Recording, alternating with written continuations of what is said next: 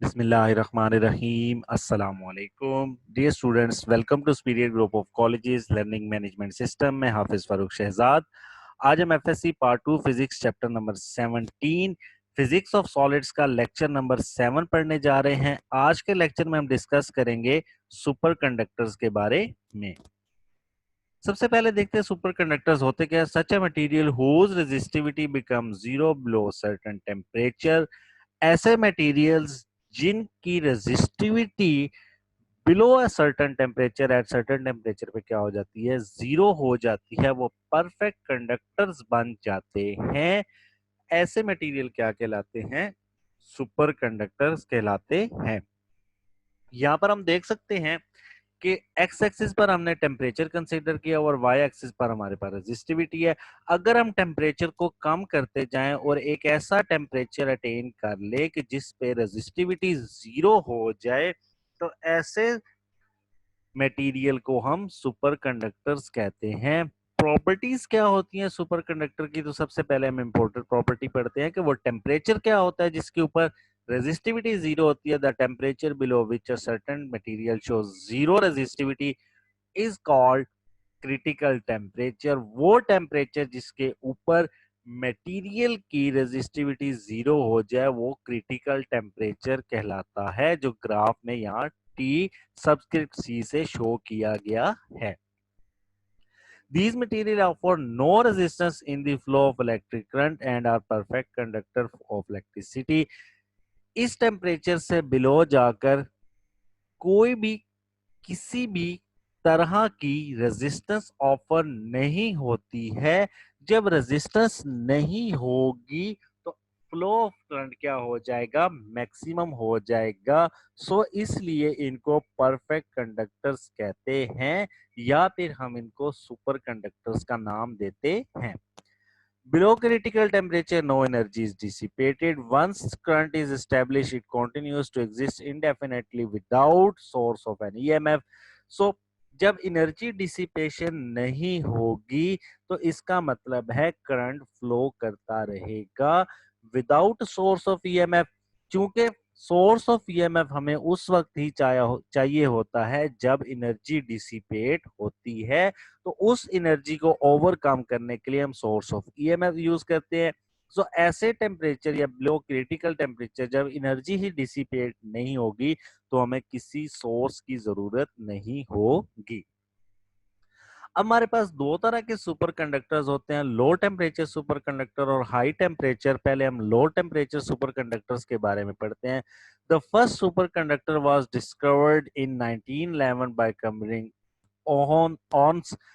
ऑन्स ने first super conductor discover किया था in 1911। He observe that the electrical resistance of mercury disappear suddenly as the temperature reduce below 4.2 kelvin.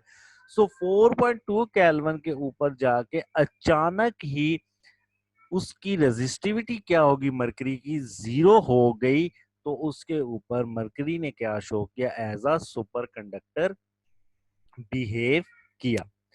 Some other element also becomes superconductor at very low temperature। हम कुछ और elements या metals को देखते हैं जो कि सुपर कंडक्टर्स बन जाती हैं एट वेरी लो टेम्परेचर। तो उसमें हमारे पास पहली है एल्यूमिनियम, जिसका क्रिटिकल टेम्परेचर है 1.18 केल्विन। इससे बिलो अगर हम जाएंगे तो एल्यूमिनियम क्या बन जाएगा, सुपर कंडक्टर बन जाएगा। नेक्स्ट हम देखते हैं टिन की एग्जांपल। टिन का क्रिटिकल टेम्परेचर क्या है, 3.72 केल्विन। तो अगर हम 3.72 केल्विन से बिलो जाएंगे तो टिन हमारे पास क्या बन जाएगा, सुपर कंडक्टर, और इसकी रेजिस्टिविटी क्या हो जाएगी, जीरो। और लास्ट में हमारे पास लेड है। लेड का जो टेम्परेचर है वो क्या है, क्रिटिकल टेम्परेचर है 7.2 केल्विन।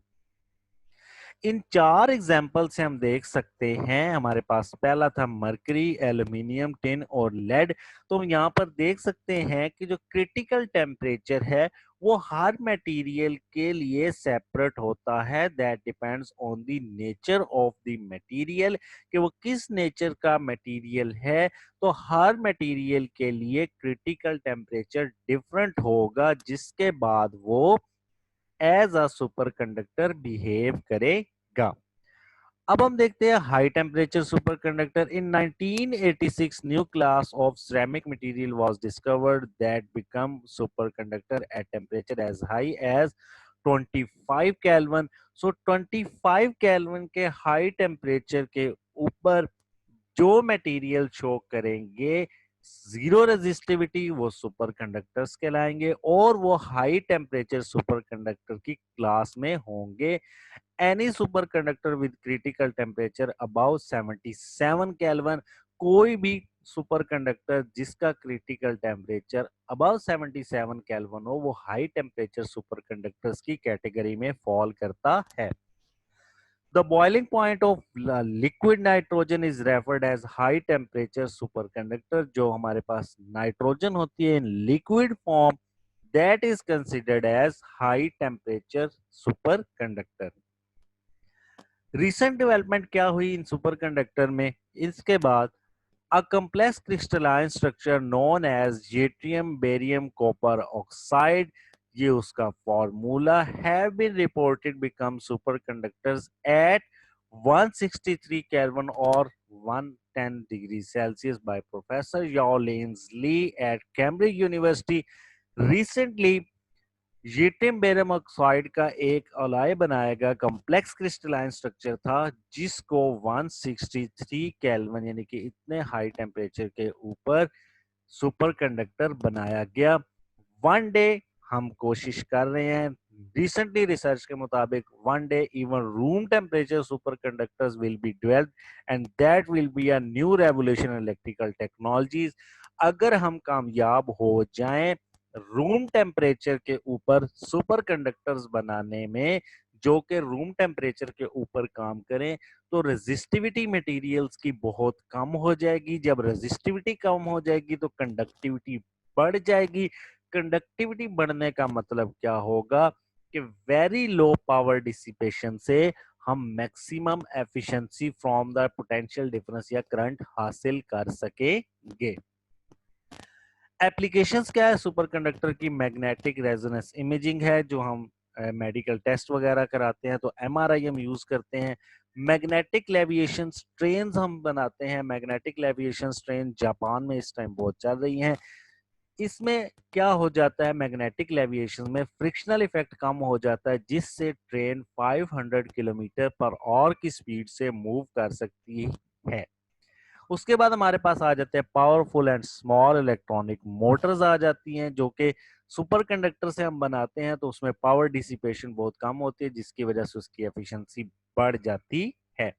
और लास्ट में हमारे पास होते हैं फास्ट कंप्यूटर चिप्स। आजकल हम देखते हैं कि आईटी का दौर है और हमारे पास वक्तन फवक्तन ऐसे कंप्यूटर्स आ रहे हैं जो बहुत फास्ट काम करते हैं, तो उसमें जो कंडक्टर्स लगाए जाते हैं, सुपर कंडक्टर्स लगाए जाते हैं जो बहुत कम हीटअप होते हैं और उनकी एफिशिएंसी भी बहुत बेहतर होती है, जिससे कंप्यूटर फास्ट, एफिशिएंट और रिलायबल हो जाता है। ये था आज का लेक्चर जिसमें हमने सुपर कंडक्टर्स के बारे में डिस्कस किया। नेक्स्ट लेक्चर में हम मैग्नेटिक प्रॉपर्टीज ऑफ सॉलिड को डिस्कस करेंगे। जज़ाकल्लाह।